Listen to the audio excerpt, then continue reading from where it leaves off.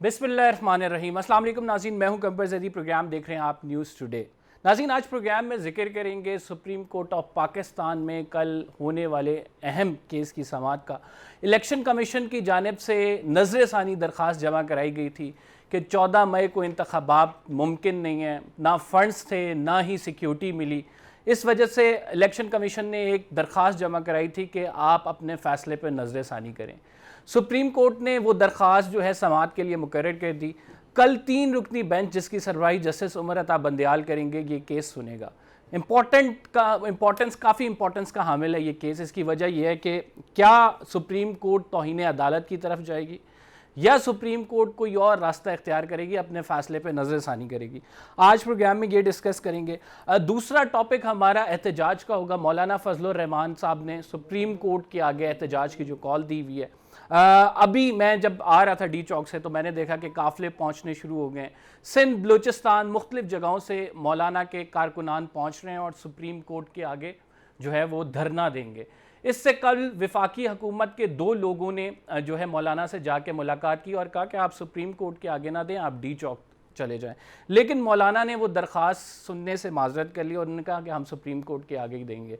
कल क्या कोई दमादम मस्त कलंदर टाइप सीन होने लगा है, क्योंकि इमरान खान एक तरफ तो सुप्रीम कोर्ट की हमायत में खड़े हैं, दूसरी जानिब जो है मौलाना फजलुर रहमान उसी सुप्रीम कोर्ट के बाहर जो है धरना देंगे। एक और इम्पॉर्टेंट टॉपिक भी आज प्रोग्राम में डिस्कस करेंगे, वो उन लोगों के हवाले से है GHQ पे जिन्होंने हमला किया। उन लोगों को आइडेंटिफाई कर लिया गया है और आर्मी चीफ का वाज़ेह पैगाम है कि फ़ौजी तनसीबात पे जो हमले हुए हैं इनको किसी तौर भी वो जो है आप ये कह सकते हैं छोड़ा नहीं जाएगा, किसी तौर भी काबिल कबूल नहीं है। ये तीनों टॉपिक आज डिस्कस करेंगे। मेहमानों का तारुफ मैं करा देता हूँ। मेरे साथ हसन रज़ा पाशा साहब मौजूद हैं, चेयरमैन है पाकिस्तान बार काउंसिल के। अमीर अब्बास साहब यहीं स्टूडियो में हमारे साथ मौजूद हैं, सीनियर एंकर पर्सन और तज्ज़ियाकार हैं। मुर्तज़ा सोलंकी साहब जो हैं सीनियर सहाफ़ी हमारे साथ मौजूद होंगे, सीनियर तज्ज़ियाकार। आप तीनों मौज़िज़ मेहमान ग्रामी का शुक्रिया। मैं आगाज़ आपसे करूँगा सर। हसन रज़ा साहब, क्या देख रहे हैं कल, क्या सुप्रीम कोर्ट किस तरफ जा सकती है? वैसे तो नज़र षानी दरख्वास्त है, लेकिन क्या उसमें तौहीन अदालत का मामला जब सामने आएगा, चीफ जस्टिस आप, क्योंकि आपको पता है कि इस केस में अगर चीफ जस्टिस 3 रुकनी बेंच आगे लेके जाए तो तौहीन बनती है और वो भी प्राइम मिनिस्टर के खिलाफ बनती है। देखें, कल सिर्फ जो हमारे हिसाब से जो केस फिक्स है वो है ECP की नज़रसानी की अपील है। तौहीन अदालत अभी तक फ़ाइल नहीं हुई और कुछ पिछली 2-4 दिन पहले ऑडियो लीक जब हुई ख्वाजा तारक रहीम साहब की, तो वो ये कह रहे थे कि हम 15 को फ़ाइल करेंगे, जो शायद अभी तक इसलिए नहीं फ़ाइल हुई कि वो ऑडियो लीक को शायद थोड़ा सा उसके असरात कम करने के लिए। लेकिन चूँकि अभी कंटेम्प्ट मूव नहीं हुई तो इस वक्त शायद वो इनिशिएट ना करें, लेकिन मामला जो है वो सिर्फ इस हद तक महदूद रहेगा, इस CM तक जो इलेक्शन कमीशन ऑफ पाकिस्तान ने दी है रिव्यू की पिटीशन वापस होने के कितने चांसेस हैं? क्योंकि ऑब्वियसली वो तो इम्प्लीमेंटेशन तो हुई नहीं। आज पंजाब में इंतखाबात होने थे, वो हुए नहीं हैं, तो इसका मतलब है सुप्रीम कोर्ट 3 रुकनी बेंच अपने फैसले को वापस ले लेगा। दूसरी कंडीशन ये है कि वो उसकी इम्प्लीमेंटेशन या उसके पोस्ट उसमें तौहीन अदालत की तरफ जाएगा। देखिए, 14 तो गुजर गई जी, कहीं पे कोई इलेक्शन नहीं हुआ और ना ही कोई पोलिंग बूथ बने, ना पुलिस स्टेशन बने। और अगर जो लास्ट ऑर्डर है वो ज़बानी था honourable supreme court of Pakistan का, उन्होंने पॉलिटिकल पार्टीज़ को फिर अपॉर्चुनिटी दी कि आप बैठें और इस पे करें, ऑल दो कि 14 मई वाला हमारा फ़ैसला इंटैक्ट है। अब उनको पहले तो वो रिपोर्ट लेंगे कि पॉलिटिकल पार्टीज़ बैठी, उन्होंने कोई डिसीजन लिया, कोई कंसेंसस बना या नहीं बना, अभी तो वो प्रोसीडिंग्स होंगी। और फिर कंटेम्प्ट अभी तक चूँकि मूव नहीं हुई तो उस वक्त तक, उस कबल अज़ वक्त तक कुछ कहना कि कंटेम्प्ट जारी होगी या नहीं होगी। ठीक है, मुर्तज़ा साहब के पास पहले चलेंगे। मुर्तज़ा साहब, मुझे ये बताएं कि 3 रुकनी बेंच जो था ये उसने बाकायदा तौर पे कहा था कि हमारा ये फ़ैसला इंटैक्ट है। अब फ़ैसला इंटैक्ट है, उस पर अमल दरामद हुआ नहीं है, किस तरह देख रहे हैं आप कल के दिन को सुप्रीम कोर्ट में? मैं आपको एक खबर दे देता हूँ जी सर। वो खबर ये है, जो कोट एंड कोट इंसाफ जल्दी वाला, छेती वाला जो इमरान खान को मिला है, اس کے بعد خان صاحب نے یہی جو ترازو والی عمارت ہے اس کے اہم ترین لوگوں سے رابطہ کیا ہے اور ان کا شکریہ ادا کیا ہے کہ آپ نے مجھے اتنا شاندار ریلیف دیا. اور آپ بالکل پرواہ نہ کریں یہ جو پی ڈی ایم والے ادھر جو دھرنے شرنے دے رہے ہیں, کیونکہ ہم اپنی طاقت کے ساتھ جو ہے وہ اس کے خلاف جو ہے وہ دھرنے دیں گے آپ کے تحفظ کے لیے. تو خبر تو یہ ہے کہ یہ رابطے جو ہے وہ برقرار ہیں. مرتضیٰ صاحب, ایسی کوئی آڈیو شاڈیو بھی مارکیٹ میں آنے والی ہے؟ ویسے میں آڈیو کا کاروبار نہیں کرتا, اگر کوئی اللہ کے نام پر اور مجھے دے دے تو ہم بھی اللہ کے نام پر آگے بڑھا دیتے ہیں, لیکن مجھے اس کے بارے میں علم نہیں ہے.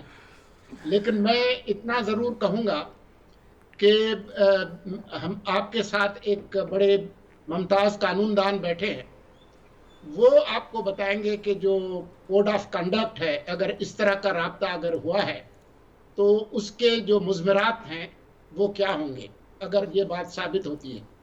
دوسری جو بات ہے وہ یہ ہے کہ میں آپ کو یاد دلاؤں کہ آج 14 مئی ہے جی. آج ہمارے عظیم ترین جو ریاست ہوگی ماں کی جیسی والے جو قانون دان تھے, انہوں نے فرمایا تھا کہ ہر صورت میں 14 مئی کو انتخابات ہوں گے. تو میرا خیال ہے کہ انہوں نے بہت اچھا کیا کہ سال نہیں بتایا, ورنہ خاصی مشکلات جو ہے وہ پیدا ہوتی ہیں. میں صرف ایک جملہ کہوں گا, وہ یہ ہے کہ میں شروع سے یہ کہتا رہا ہوں کہ عدلیہ کو سیاسی تنازعات کے درمیان نہیں پڑھنا چاہیے, کیونکہ اس سے عدلیہ کی ساکھ خراب ہوتی ہے, ایک بات. اور دوسری بات یہ کہ عدلیہ کو ایسا کوئی فیصلہ نہیں کرنا چاہیے جس پر وہ عمل نہ کرا سکے. بالکل ایسے ہی جیسے 7 مہینے گزر گئے, سپریم کورٹ نے کہا تھا کہ مقامی حکومتیں بحال کریں پنجاب میں, اور وہ نہیں ہوئیں. اسلام آباد ہائی کورٹ نے کہا کہ کل انتخابات کرا لیں مقامی حکومتوں کے, وہ کل ابھی تک نہیں آئی اور کوئی توہین عدالت بھی نہیں ہوئی. تو عدلیہ کی اپنی ساکھ اسی میں ہے کہ وہ سیاسی تنازعات سے دور رہے اور ایسے فیصلے نہ دے جن پر عمل درآمد نہ کرا سکے. ٹھیک. امیر عباس صاحب, مجھے بتائیں کہ عدلیہ کی ساکھ کی بات کی, لیکن یہ سیاسی معاملات تو ہم لے کے خود عدالت جاتے ہیں نا, یہ سیاست دانی عدالت لے کے جاتے ہیں تاکہ ان معاملات کا کوئی حل نکلے.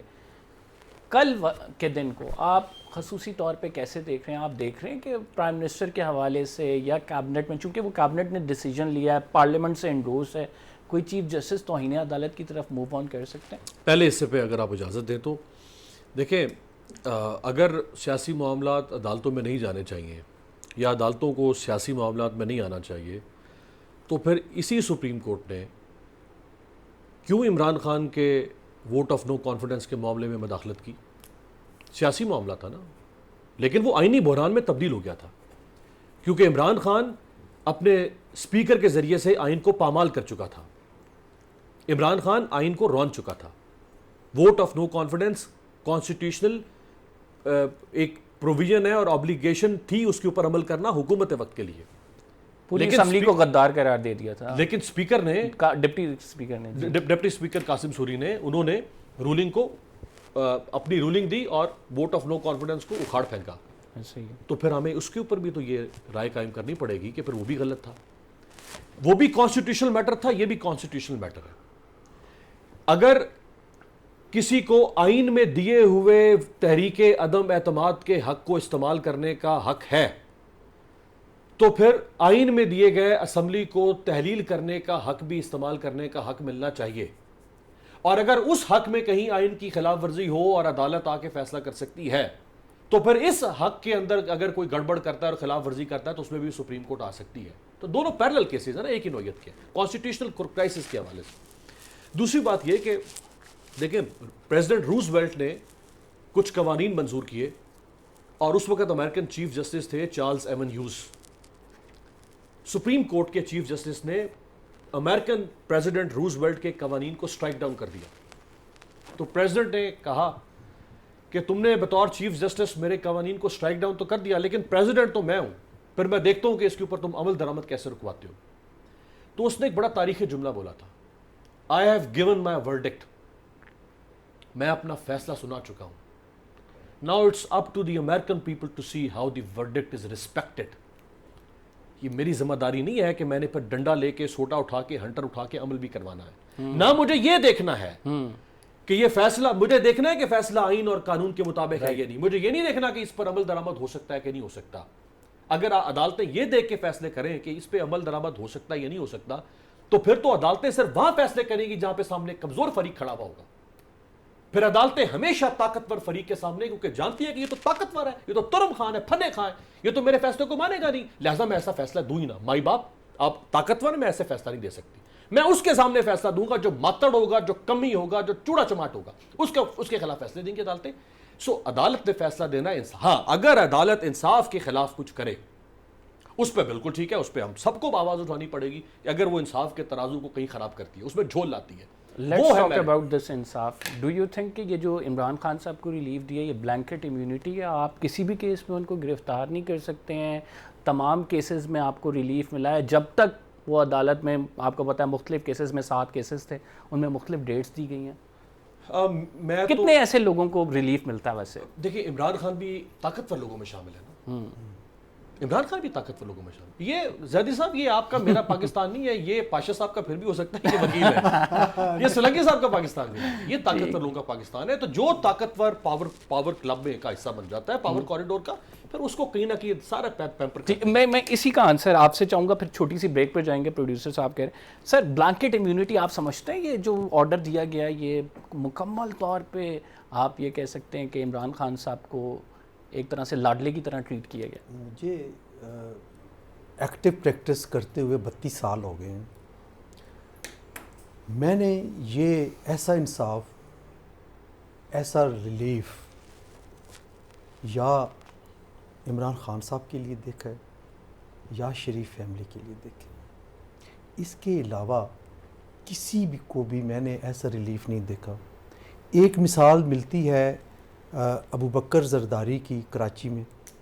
اس کے خلاف وہ باہر نکلتا تھا, ایک اور FIR ہو جاتی تھی پھر اندر, لیکن اس وقت کی جو سٹوین بینک تھا جس میں رانا اندر جا کے ضمانت لے لیتا تھا. نہیں وہ ضمانت کروا لیتے تھے نا, ٹھیک, پھر آتے ایسے ہی تھے. ایک بکری چوری کا بھی اس کے خلاف FIR ہو گئی. رانا بھگوان داس کے مشتمل ایک ڈویژن بینک تھا, انہوں نے پھر ایک, میں عرض کر لوں پوری بات سن لیں کیونکہ یہ مثال اب آ رہی ہے PTI کے وکلاء کی طرف سے کہ کراچی میں یہ ہوا ہے, سندھ ہائی کورٹ میں دیا گیا تھا. تو وہ کنڈیشنل بیل اس کو یہ گرانٹ دی گئی تھی کہ اگر ابو بکر زرداری کے خلاف کوئی اور کیس بنتا ہے تو آپ یہ رجسٹرار کو بتائیں اور اس کے نوٹس میں لا کے پھر کریں, کیونکہ وہ آخری کیس جو اس پہ بنا تھا وہ بکری چوری کا انٹیریئر سندھ میں بنا تھا. تو یہ اس قسم کی جو چیزیں ہیں شہزاد صاحب, وہ دیکھنا پڑتا ہے کہ کیا ایک عام آدمی کو یہ ریلیف ہے. عام آدمی 11 بجے سے بعد اپنا کیس فائل نہیں کر سکتا. آپ منتیں کر لیں, وہ کہتے ہیں کہ ٹائم ختم ہو گیا, اب آپ کو کل 11 بجے تک آپ فائل کر سکتے ہیں, پرسوں کیس لگوانے کے لیے. اس میں ایک اور بات بھی ہے کہ عام آدمی کے خلاف 140 مقدمات بھی کیا بنائے جاتے ہیں. سر میں ایک چھوٹا سا بریک لے لوں نا, we will be right back after this short break. ناظرین گفتگو کا سلسلہ جاری رہے گا, مہمان ہمارے ساتھ موجود ہیں. بریک کے بعد آئیں گے تو بڑا امپورٹنٹ ٹاپک ہے اور وہ مولانا فضل الرحمان کا دھرنا ہے. حکومت میں ہوتے ہوئے بھی حکومت سڑکوں پہ نظر آئی ہے, یہ ڈسکس کرتے ہیں اس چھوٹے سے بریک کے بعد.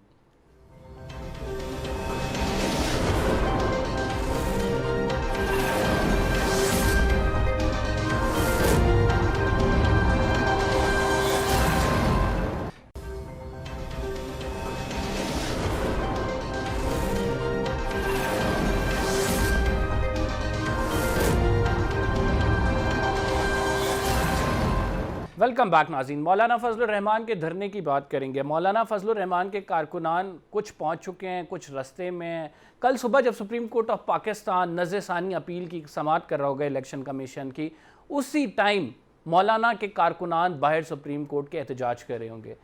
کیا یہ پریشر ٹیکٹک ہے؟ کیا یہ کام آئے گی؟ کیا ججز کو اس طرح پریشرائز کیا جا سکتا ہے؟ مرتضیٰ سولنگی صاحب سے بات کریں گے.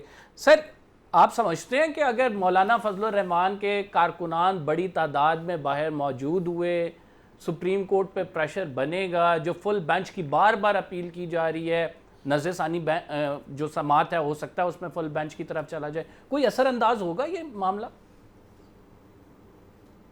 مجھے اگر آپ اجازت دیں تو وقفے سے پہلے جو بات ہو رہی تھی میں ایک جملہ کہنا چاہوں گا شور کہ سر. جب سپریم کورٹ نے از خود نوٹس لیا تھا 3 اپریل کو پچھلے سال، تو وہ اس وجہ سے لیا تھا کہ 8 مارچ کو تحریک عدم اعتماد جمع ہوئی تھی آرٹیکل 95 کے تحت، اور اسپیکر اور ڈپٹی اسپیکر مسلسل اس کی خلاف ورزی کر رہے تھے، ووٹنگ نہیں کرا رہے تھے، اور پھر انہوں نے یہ کیا کہ ایک آرٹیکل کا سہارا لے کر تحلیل کرا دی وزیر اعظم سے، اور صدر صاحب جو ہے جلدی انہوں نے وہ تحلیل کا جو ہے نوٹیفکیشن بھی جاری کر دی، اور اس پر جو نوٹس لیا گیا تھا اس وقت سپریم کورٹ میں 13 ججز تھے، آپ پاشا صاحب سے تصدیق کرا لیں، 13 میں سے 12 جو ججز تھے انہوں نے اتفاق رائے سے کہا تھا کہ یہ آئین کی صرف خلاف ورزی نہیں ہے بلکہ یہ کانسٹیٹیوشن فراڈ ہے، ایک جج نے لکھا تھا۔ اس کے پیچھے پوری سپریم کھڑی تھی۔ سپریم کورٹ آئین پڑھ لیں، وہ چیف جسٹس کا نام نہیں ہے۔ یہاں پر جو معاملہ شروع ہوا ہے وہ اس کے پیچھے سپریم کورٹ کی پوری اخلاقی اور قانونی طاقت کھڑی نہیں ہے۔ 4-3 کا جو تنازع ہے وہ پاشا صاحب آپ کو سمجھائیں گے۔ تو میں سمجھتا ہوں کہ اس کا اس سے موازنہ بالکل بھی نہیں بنتا، اور اب کیونکہ قانون بن چکا ہے تو میں نہیں سمجھتا کہ سپریم کورٹ کے پاس یہ اختیار ہے کہ پارلیمان کی جو قانون سازی ہے اس میں مداخلت کرے۔ آپ کے سوال کا مختصر جواب ایک جملے کا یہ ہے کہ اس سے مزید سپریم کورٹ جو ہے وہ تنازعات میں پھنسے گی۔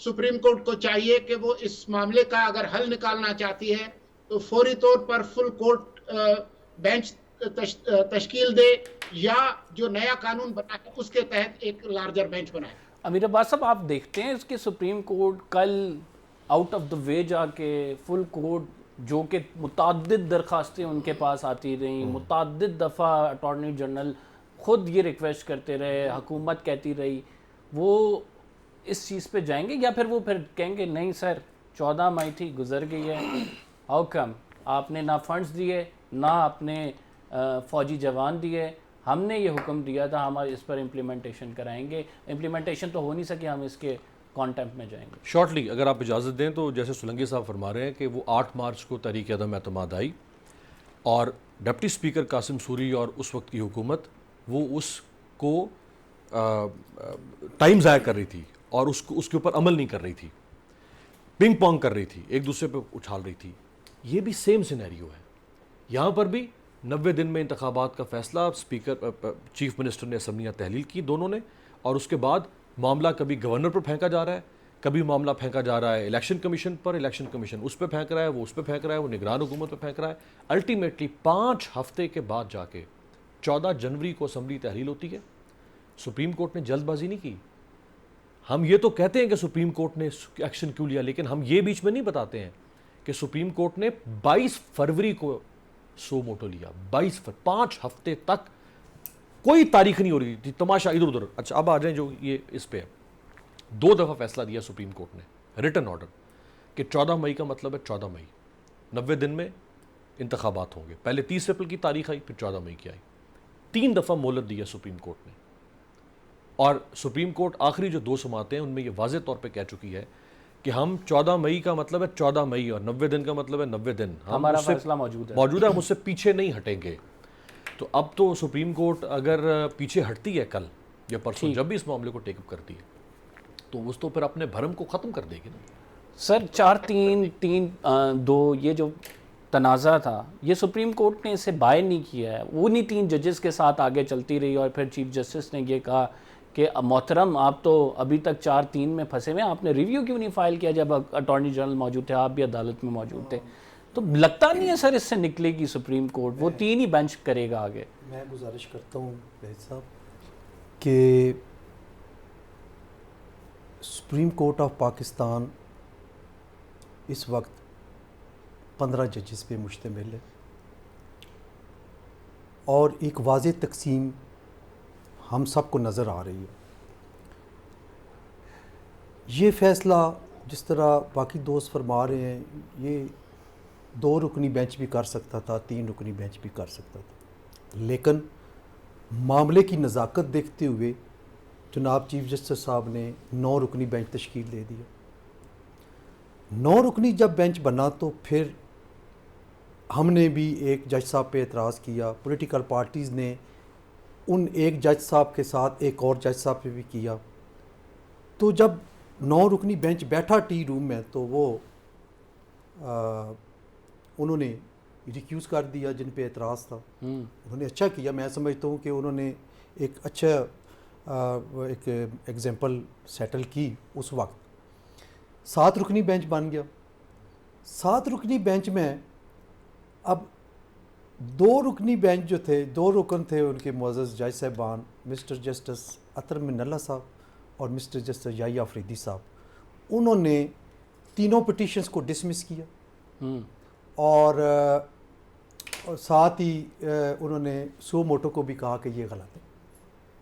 وہ بینچ سے علادہ ہو گیا. 5 رکنی بینچ رہ گیا. 5 رکنی بینچ میں جو باقی دو جج صاحب تھے, 3 رہ گئے. انہوں نے جب چھوڑا تو انہوں نے یہ کہا, ان کا فٹ نوٹ میں یہ لکھا ہوا تھا کہ جو ہمارے 2 برادر ججز نے جو اس میں بڑا امپورٹنٹ سوال یہ بنتا ہے ڈسینٹنگ نوٹ دیا ہے, فٹ نوٹ کوئی ایسی, میں عرض کرتا ہوں, جو ڈسینٹنگ نوٹ دیا ہے ان معزز جج صاحبان نے, ان کو اس کا حصہ بنایا جائے. بڑی امپورٹنٹ بات ہے کہ اس میں 4 معزز جج صاحبان کا ایک ورڈکٹ آ گیا جنہوں نے تینوں پٹیشنز خارج کی اور سو موٹو بھی خارج کیا. 3 جج صاحبان نے یہ کہا کہ نہیں یہ جاری رہنا چاہیے. ٹھیک ہے. جو پہلے 2 ریکیوز کر گئے تھے انہوں نے نہ ہی اس کو کہا کہ ڈسمس کیا, نہ ہی انہوں نے کہا کہ یہ سو موٹو ٹھیک ہے اور اس کو رہنا چاہیے, اور یہ یعنی ان کا کوئی ورڈکٹ نہیں آیا تھا. اب حکومت وقت جو ہے وہ یہ کہتی ہے, اسی وقت انہوں نے اپنا جو پریس بریفنگ کی اٹارنی جنرل اور لاء منسٹر نے کہ جناب ہم ریویو میں نہیں جائیں گے کیونکہ 4 ججز کا یہ فیصلہ آ گیا ہے تو میجارٹی فیصلہ یہ ہے. آگے آ کے 3 رکنی بینچ پچھلی کسی پروسیڈنگ میں یہ فرما رہے کہ فیصلہ 3-2 کا. جسٹس نے بڑی واضح اس نے کہا ہے کہ ہم نے آرڈر, اب تھوڑی سی 1 منٹ مجھے جی کہ 3-2 والا فیصلہ ٹھیک ہے کیا؟ میں انتہائی ادب کے ساتھ یہ بات کر رہا ہوں کہ کیا 3 رکنی بینچ یہ فیصلہ کر سکتا ہے کہ 4 کا فیصلہ غلط تھا؟ دس از کوشچن. اب میں اس کا تھوڑا سا کاؤنٹر آپ کو کاؤنٹر کوشچن یہ ہے کہ چیف جسٹس کو تمام ججز نے ود دیئر سگنیچر کنسنٹ دیا ٹو دا ریکانسٹیٹیوشن آف بینچ. اگر اس میں 3 ججز آتے ہیں اور چیف جسٹس فیصلہ کرتے ہیں تو وہ آرڈر کہاں پہ سٹینڈ کرتا ہے؟ آپ کو بتاؤں اس میں بھی مسٹری ہے. آپ ذرا ڈیٹیل آرڈر محترم عطر من اللہ صاحب کا پڑھ لیں. اس میں کیا ہے؟ اس میں کچھ اور لکھا ہے. اس میں یہ لکھا ہے کہ مجھے یہ کہا گیا کہ you will be the part of this bench and I was astonished کہ جب بینچ کی تشکیل ہوئی تو میں باہر تھا. ٹھیک. اور ایک اور چیز, بینچ تشکیل کرنا, اس کی فارمیشن اس وقت تک اختیار چیف جسٹس صاحب کے پاس ہے, اور بینچ سے نکالنے کا اختیار نہیں ہے. بینچ سے وہی رکن نکل سکتا ہے جو ریکیوز کرے یا اویلیبل نہ ہو یا وہ از خود جو بھی چھوڑ باقی ہاں تو نکال نہیں سکتے. ایک چھوٹا سا بریک لیتے ہیں. We will be right back after this short break. یہ تو ایک لیگل پہلو تھا, اس پہ کافی ڈیبیٹ ہو گئی. جو لوگ جو فوجی تنصیبات پہ جنہوں نے حملہ کیا ہے, جی ایچ کیو نے وہ سامنے لایا ہے لوگوں کو اور ان پہ ماسک ڈلے ہوئے تھے, آج ان کی فوٹیجز وائرل ہو رہی ہیں. اس پہ ڈسکس کریں گے کہ جو احتجاج کیا جاتا ہے اور جو خصوصاً پی ٹی آئی کا رویہ ہے ان کے لیڈر کی گرفتاری کے حوالے سے, یہ کس حد تک قابل قبول ہے؟ کیا مہذب معاشروں میں ایسا ہوتا ہے؟ ایک چھوٹے سے بریک کے بعد.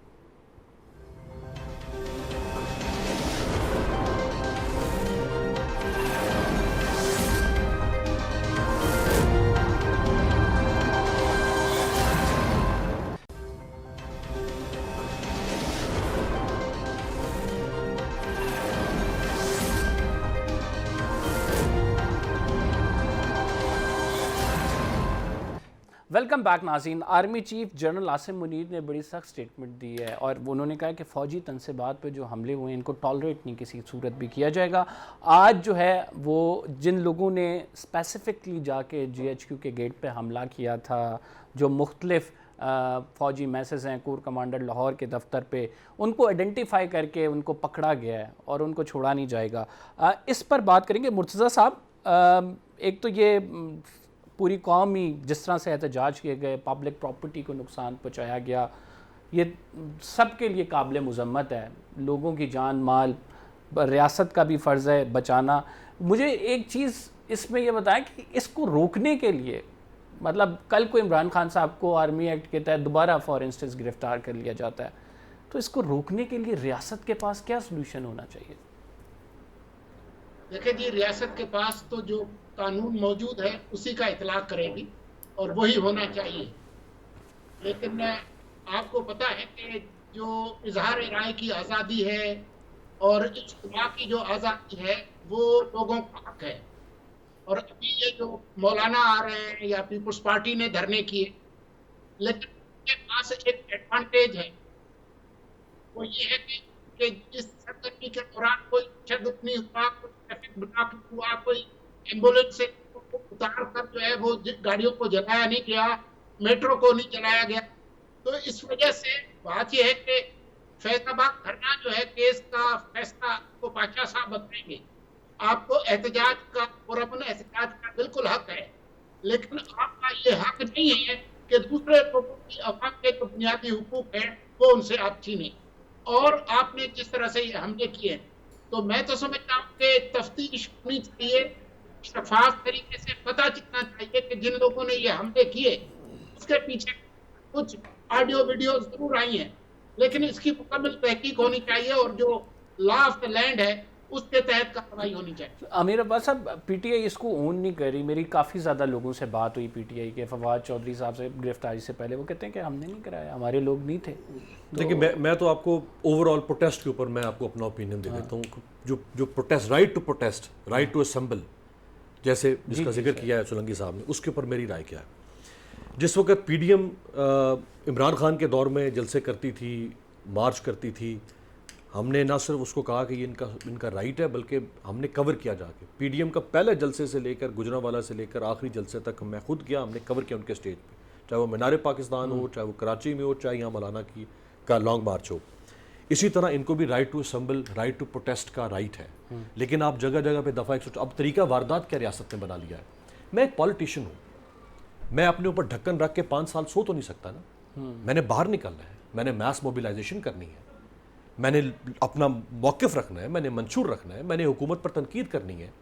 آپ کیا کرتے ہیں, آپ جانتے ہیں کہ میں نے یہ کرنا ہے, آپ پہلے میرے گرد دفعہ 144 کا حصار لگاتے ہیں, دائرہ کھینچ دیتے ہیں. آپ جانتے ہیں کہ اس نے اس کو وائلیٹ کرنا ہی کرنا ہے, کیونکہ یہ سیاستدان ہے, یہ بیٹھ تو سکتا نہیں ہے. جیسے ہی وائلیٹ کرے گا ہم اس کی گردن اڑا دیں گے. شہر آپ نے پورے, یعنی اسلام آباد میں دفعہ 144, پنجاب میں دفعہ 144, اسی کانسٹیٹیوشن ایونیو پہ. It's okay, I get your point, but the thing is آپ کی جماعت کا سیاسی کارکن جو ہے عمران خان, وائلنس کی آپ کہہ رہے ہیں, جو وائلنس جا کے اور اداروں کے اوپر حملہ, دیکھیں نواز شریف بھی گرفتار ہوئے, زرداری صاحب بھی گرفتار ہوئے.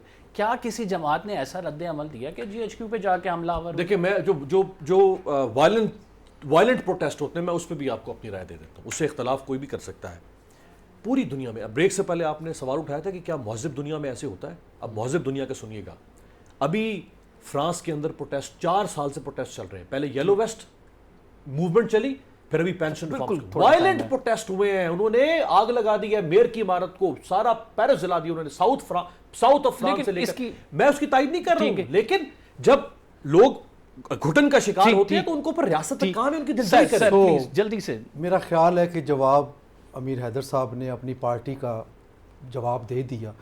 آپ دیکھیں عمران خان صاحب اریسٹ ہوئے, غلط طور پہ ہوئے, وہ طریقہ کار غلط تھا, ہم نے بھی اس پہ آبجیکشن کیا. پھر مراد سعید صاحب کی ایک آڈیو میسیج آیا, دیٹ از ویری امپورٹنٹ. وہ اگر آپ ڈھونڈ کے چلوا لیں آپ کو پتہ چل جائے گا کہ انہوں نے کیا میسیج کیا. اور اس میسیج کے بعد جب یہ وائلنس آیا, اور دیکھیں لبرٹی چوک پہ پی ٹی آئی جس وقت چاہے 2-4 ہزار 5 ہزار اکٹھے کر سکتی ہے. اس دن بھی لبرٹی چوک پہ اکٹھ ہوا, اور پھر ایک جلوس کی صورت میں بالکل وائلنٹ پروٹیسٹ نہیں ہونا چاہیے. سر مجھے بار بار وہ کہہ رہے ہیں کہ ٹائم ختم ہو گیا ہے. آپ نے ناظرین ہمارے تینوں مہمانوں کی رائے سن لی, پروگرام کو کنکلیوڈ کرتے ہیں. جو وائلنٹ پروٹیسٹ ہے اس کی کہیں پہ بھی اجازت نہیں ہونی چاہیے, نہ ریاست اسے سپورٹ کرتی ہے, اور ایسے لوگ جو ہیں جو اس میں ملوث ہیں ان کو ضرور کیفے کردار تک بھی پہنچایا جائے گا. قمر زیدی کو اجازت دیجیے, انشاءاللہ اگلے پروگرام میں آپ سے ملاقات ہوگی. فی الحال کے لیے اتنی, اللہ حافظ.